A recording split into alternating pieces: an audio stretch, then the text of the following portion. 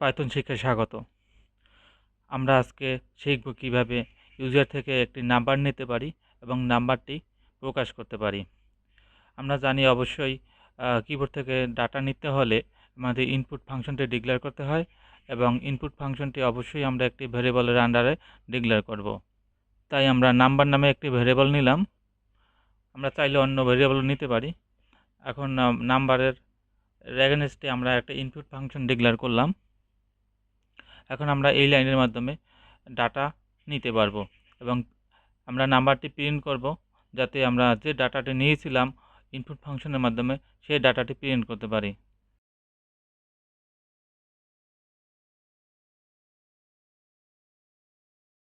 প্রোগ্রামটি রান করে আমরা দেখলাম যে আমরা কিবোর্ড থেকে নাম্বার নিতে পারি।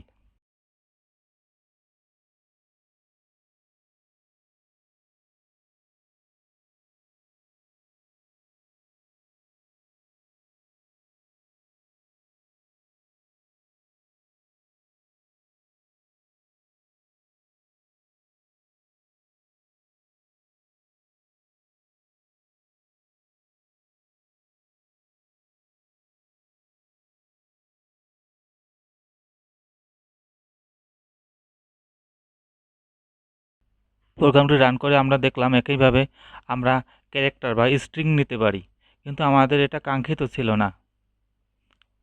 তাই আমরা ইনপুট ফাংশনটি কোন ডাটা টাইপের সেটা আমরা উল্লেখ করে দিলাম যে আমরা ইন্টিজার টাইপের ডাটা নেব।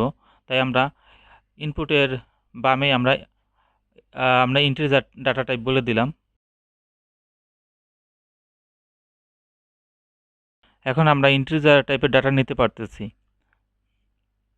এখন আমরা চেক করব যে ক্যারেক্টার বা স্ট্রিং টাইপের ডাটা নিচ্ছে কিনা, কিন্তু না, সেক্ষেত্রে আমাদের ভুল দেখাচ্ছে।